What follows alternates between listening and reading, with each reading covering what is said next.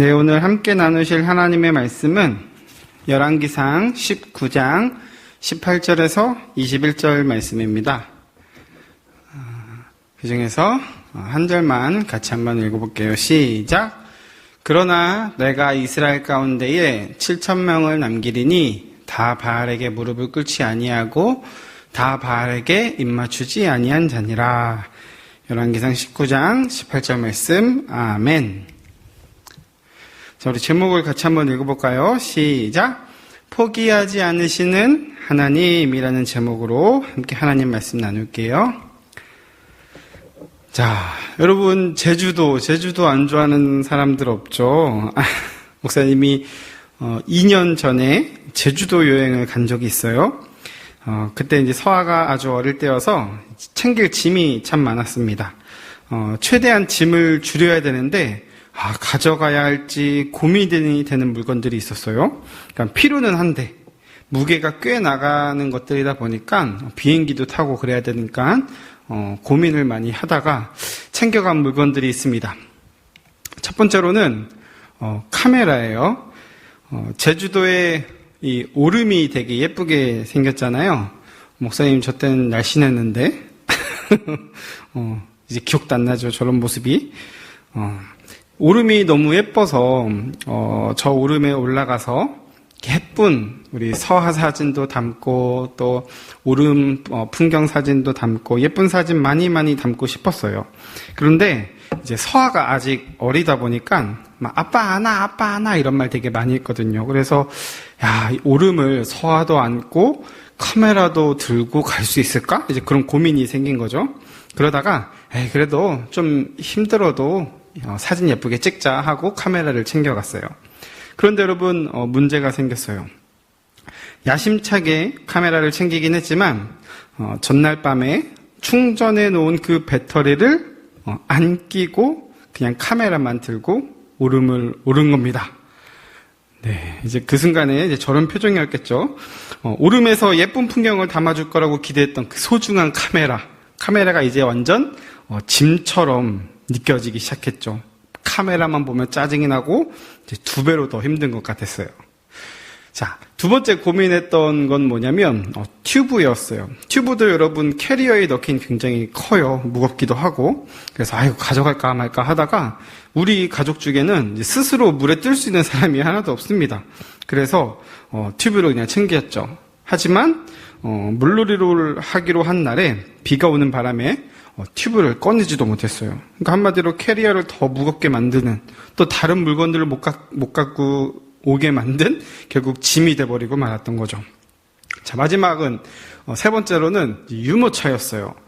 서아를 계속 안고 다니려면 내가 너무 힘들 것 같아. 그래서 무거워도 번거로워도 유모차 챙겨가자 했었죠. 그런데 이번에는 다행히도 서아가 비행기를 기다리는 동안, 이동하는 동안 유모차를 너무 잘 타줘서 아주 힘이 덜 들었던 거죠. 자, 카메라와 튜브는 이제 저의 기대에 부응하는 활약을 하지 못했어요. 결국 사실은 목사님 잘못도 있긴 했지만, 그런데 유모차는 이제 기대에 부응을 해주어서 참 다행이었어요. 이처럼 우리는 물건을 대할 때 그 물건이 나의 기대에 맞게 사용되기를 바라곤 하죠.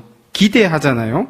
카메라는 예쁜 사진을 잘 담아주면 되고, 튜브는 수영을 못하는 우리를 물에 이렇게 안전하게 둥둥 떠다닐 수 있게 해주면 되는 거죠. 마찬가지로 하나님도 우리를 바라보실 때 우리에게 기대하는 바가 있대요. 우리가 어떤 물건을 구매하고 사용할 때 기대하는 바가 있듯이 하나님은 우리를 향한 기대가 있는 거예요. 하나님의 계획이 있고 목적이 있다는 거예요. 자, 우리를 향한 하나님의 기대가 뭘까요? 우리 성경 이야기를 통해 알아보도록 해요.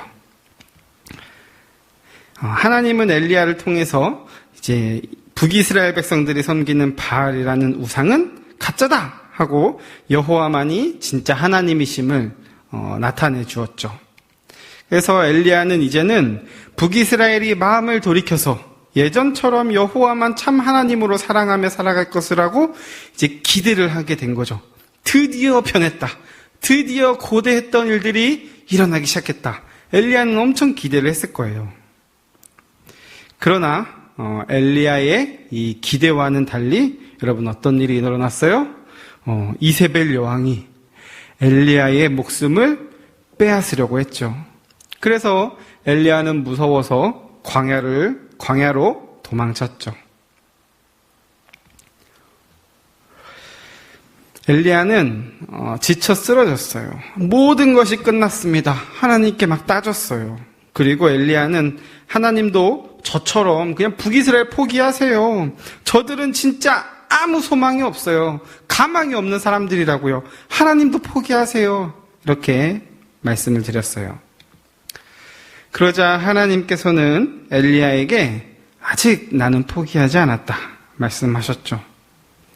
하나님은 아직 바알에게 무릎을 꿇지 않고 입을 맞추지 않은 그 7,000명의 사람들을 남겨두셨고 엘리야가 하던 일을 대신해서 이제 엘리사가 할 것이다.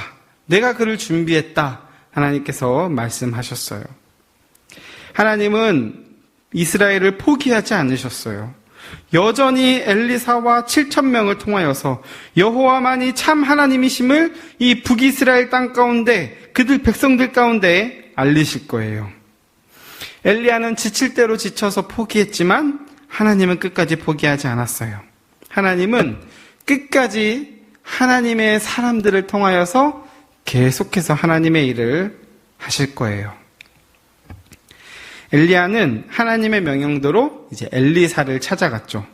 그때 엘리사는 12쌍의 소들로 밭을 갈고 있었는데 엘리야는 엘리사에게 다가가서 자신의 겉옷을 이렇게 던져 주었어요. 그러자 엘리사는 즉시 소를 버려두고 엘리야에게 달려가서 엘리야의 제자가 되었어요. 그러니까 그 당시에는 이 겉옷을 던지는 행동이 바로 자신의 뒤를 잇는 사람으로 세운다. 즉 제자, 후계자로 세운다라는 뜻을 갖고 있었기 때문이에요. 이렇게 엘리사는 하나님의 명령을 따라 엘리야의 뒤를 이을 하나님의 선지자로 세워지게 되었어요. 그때부터 엘리사는 엘리야를 따라다니면서 그가 어떻게 살아계신 하나님을 나타내었는지 엘리사도 이제 배우게 되었던 거죠.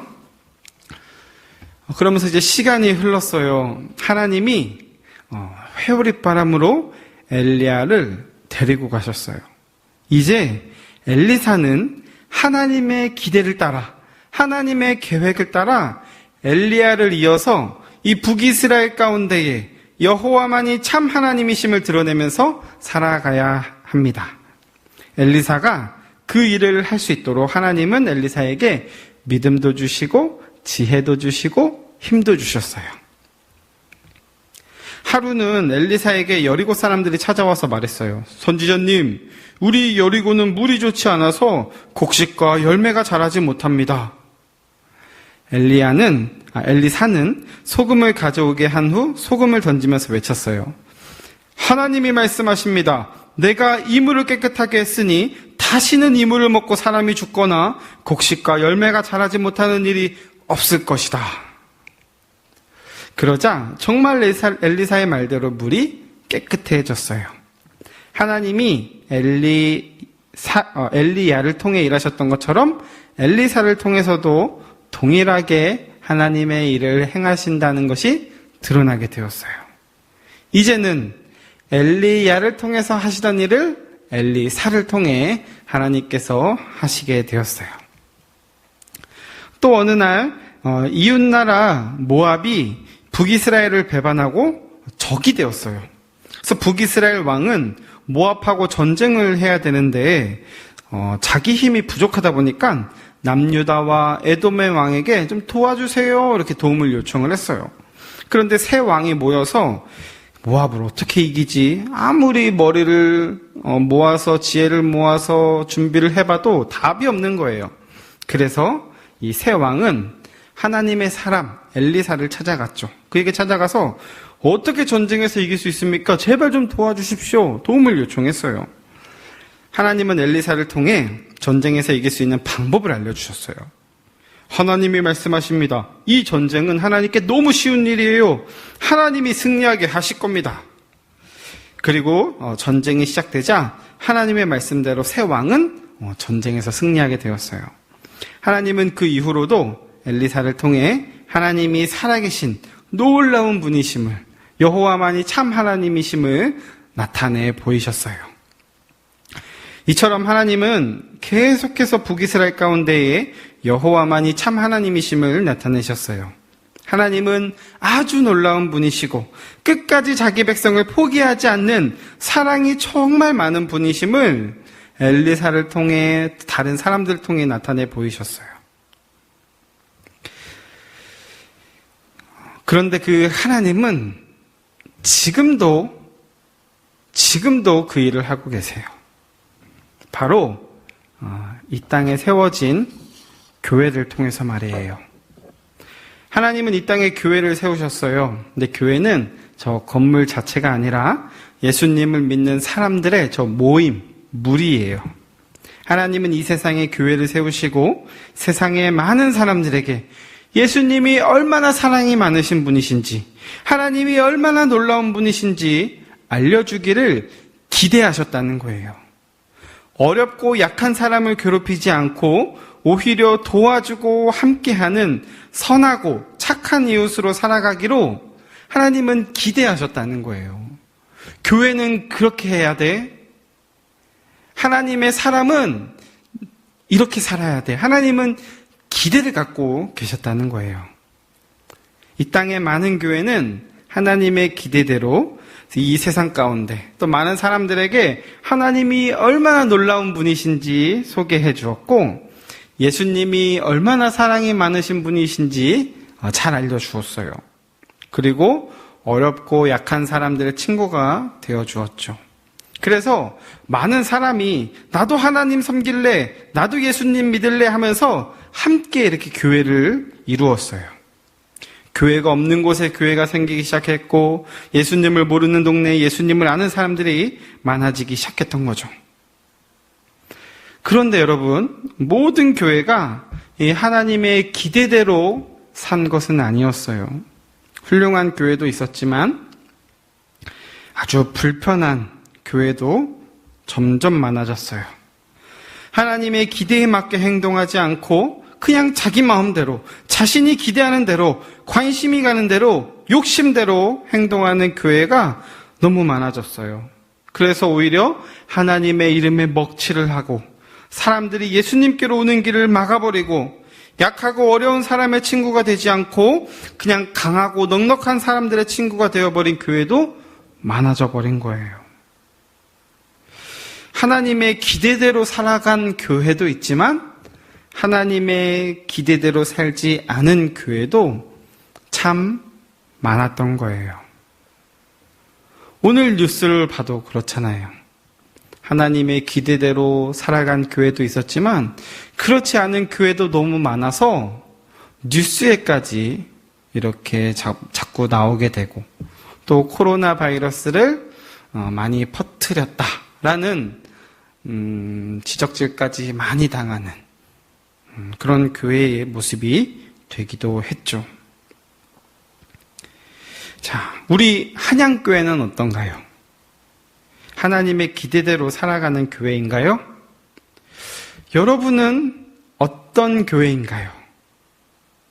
임승환이라는 교회, 김지원이라는 교회, 김진유라는 교회 모두 하나님의 기대대로 살아가려고 노력하고 있나요? 지금 교회가 진심으로 미안합니다 이렇게 말하기도 하죠. 하나님의 기대대로 살지 못한 것, 사람들한테 미안하다고 말하고 있는 거예요. 목사님 마음도 그래요. 억울한 면도 없지 않죠. 뉴스에 나온 대로 교회가 그렇게 행동하진 않았어요. 이렇게 막 말하고 싶은 마음도 있지만 그 마음보다는 먼저 하나님의 기대대로 우리가 살지 못한 것 미안합니다. 사과하고 싶은 마음이 더 커요. 하나님의 기대대로 이 땅에서 하나님의 놀라우심을, 예수님의 사랑하심을 더 또렷이 보여주며 나타내며 전달하며 살아가자고 우리 함께 다짐했으면 좋겠어요. 하나님은 여전히, 여러분 이거 반드시 기억하세요. 교회를 통해 이 세상에 여호와만이 참 하나님이시라는 것을 드러낼 거예요. 교회를 통해 약하고 어려운 사람들을 함께 힘을 주고 위로를 주고 소망을 주는 일을 반드시 해나가실 거예요. 하나님의 놀라우심을, 예수님의 그 사랑이 많으심을 하나님은 교회를 통해, 바로 저와 여러분을 통해 해나가실 거예요. 어떤 사람들은 에이, 교회는 소망이 없어요. 포기하세요. 엘리야가 북이스라엘 포기하라고 하나님께 말했던 것처럼 교회는 진짜 소망이 없어요. 다 포기하세요. 이렇게 말할지도 몰라요. 그게 그 당시 때처럼 팩트인지도 모르겠어요. 그러나 여러분, 하나님은 북이스라엘 끝까지 포기하지 않고 계속해서 멋진 하나님의 사람들을 계속해서 보내셔서 하나님의 그 놀라우심을, 예수님의 그 크신 사랑을 계속해서 보여줬잖아요. 하나님 그런 분이세요. 지금도 하나님은 저와 여러분을 통하여서 이 땅에 하나님의 그 놀랍고 예수님의 그 크신 사랑을 전달하며 보여주며 살아갈 거예요. 우리 사랑하는 어린이부 친구들을 통하여서 하나님께서 그 놀라운 일을 하실 거라고 목사님은 믿어요. 그러니까 지금부터 그런 생각을 갖고 기대를 갖고 준비하면서 살아가는 우리 한양교회 어린이부 친구들 되었으면 좋겠어요. 엘리사처럼 잘 준비되어져서 이 땅에서 하나님의 사랑을 나타내는 멋진 교회로, 하나님의 사람으로 살아가기를 목사님 마음 다해 축복합니다. 한 주간 잘 보내세요.